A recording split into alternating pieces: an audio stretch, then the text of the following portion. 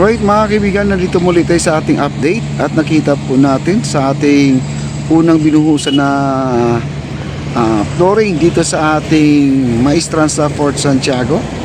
Meron na po tayong mga baluster po, no, at tatlong set na po yun na ilatag na po niya. Pag nakita niyo may mga awang dyan, yun po ay ang ating mga PVC at ang ating lamppost. Ayan po, no, at napakalaki na po ang kanilang nailatag dito. Grabe, ang bilis po talaga nila. Doon sa pinakadulo at nakita nyo makintab nandyan, yun po ang ating steel deck po natin yan. Naglagay na po sila dahil yan po banda ay natapos na po nila sa paglalagay ng I-beam, no? At magre-reverse po sila. Mamaya pupuntahan po natin yan. At sa ngayon, at ipapakita ko po sa inyo, ito na po ang ating resulta sa ating paghihirap, guys. Kitang-kita na po ang ating napakagandang pasyalan. Tara na, baba po tayo. Ayan po guys, at nakababa na po tayo, no? At nakikita po natin ay nilalagyan na po nila ng baluster ang ating bagong buhos na semento. At itong ating bako ay lalabas po siya, guys, no? Lalabas. Abangan po natin kung anong gagawin nito sa ating bako. Ito yung pinakamalaking bako nilang ginagamit sa ngayon. Ayan, lumalabas po siya. Ayan, abangan po natin ang kanyang gagawin, guys. Dito muna tayo, no?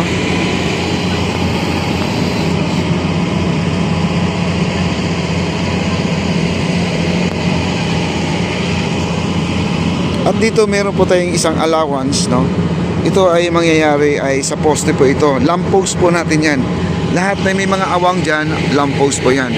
Kita nyo naman tayo nung ginagawa po nila dito ay isang PVC na po nakausli, no?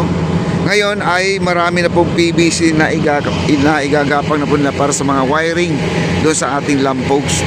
Ayan po si Kuya at siya po ay gumagawa dito, no? Ayun, ito po ang ating baluster. Ito po ay gawa sa fiberglass, guys. Itong ating baluster, napakaganda.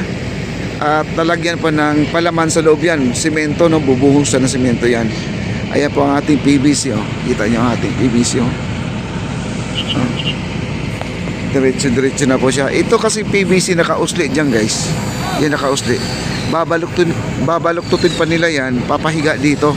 Kasi sa bawat ng baluster natin, bawat pagitan na yan, ay meron pong ilaw.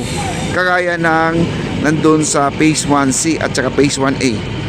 Yan po ang ating setup dito. Nailatag na. Bilis na po nailatag. At ito po ay bubuhusan na po nila yan at abangan po natin mamayang hapon. Ang bilis nila, guys. Itong pundasyon sa baba, yan, wala pa yan. Kahapon, lang sila, naglalatag lang sila ng plywood lang yata yung kahapon, no? At kita mo naman, meron na kagad ganito at nabuhusan kagad ng semento. Ang bilis talaga nila, guys, no? May no? Ang laki ng base na tinutungtungan po ng ating baluster. Ayan, diretso na po tayo dito. Ayan. At dito po sa may pangatlo, pang-apat na baluster po ang kanilang lalagyan, ay meron po tayong napapansin dito, may gumagawa. Ito, guys, oh. Ayan, may gumagawa po dito. Ito yung ginagawa nila kahapon. Kaya lang, iniwanan na po natin gawa ng wala po tayong. Hello, sir. Ayan po ating manggagawa, oh. Kumakaway-kaway pa, no? Ayan. At sila po Sir, ang bilis nyo, no? Kahapon, ganyan pa lang ginagawa nyo, oh. Wala pa nga, di ba? Sa gabi, sir, nagtatrabaho pa rin kayo? Gabi? Alas 12. Hanggang alas 12 pala sila, guys. Kaya pala, no? At ganyan na lang po kabilis ang kanilang trabaho dahil hanggang alas 12 po ng gabi sila. 7 to 12 yan sa gabi.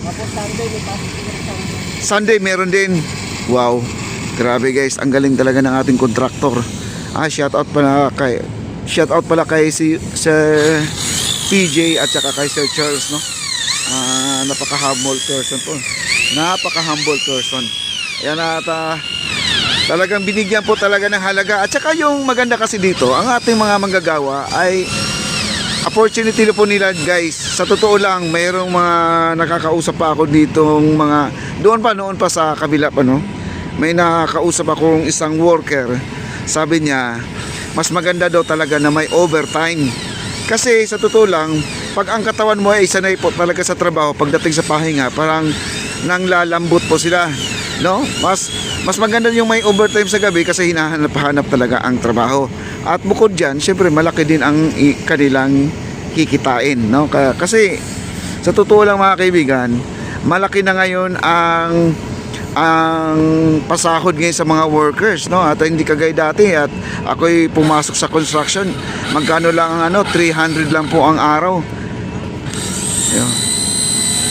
Ayan po, no? At dito po, at di ko lang alam kung saan sila nagmamasa ng simento sa ngayon mga kaibigan, no? Ayan po, naghahakot po sila ng ng bakal.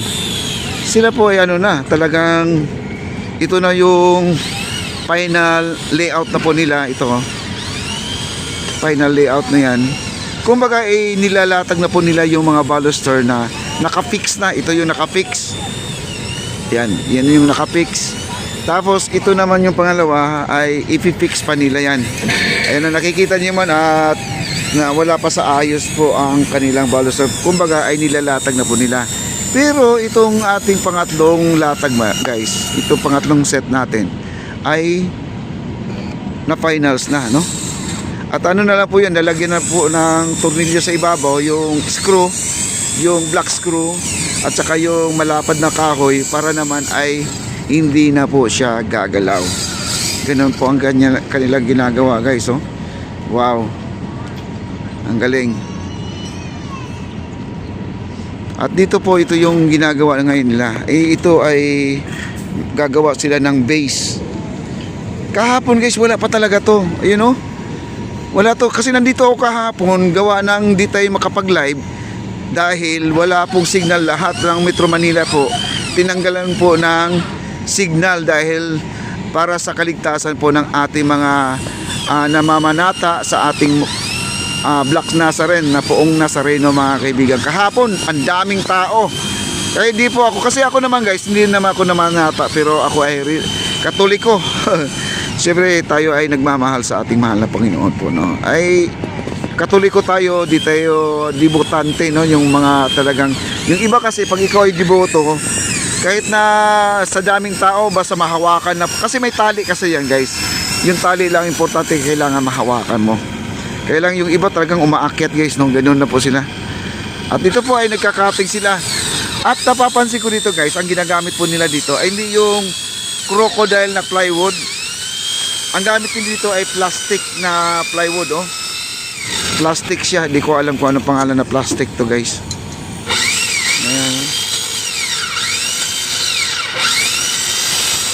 Yan, plastic po yan, kinakat po niya yan. At ito po siya ay nagtatali. Ayan, oh.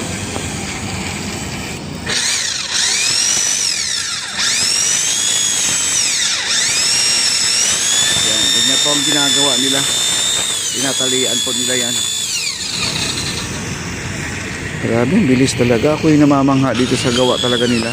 Parang magic nga guys, oh. Parang magic. Ayan po. At dati di tayo makakatungtong dito, gawa ng puro pilote pa lang nakatusok dito, no? Parang isang iglap mo lang, kisap mata mga kaibigan, parang lang, ganito na, nakatungtong na po tayo. At doon sa kabila, pupuntahan din natin doon kasi doon ay naglalagay na po sila ng steel deck, no? Naglalagay sila ng steel deck, puntahan po natin, no?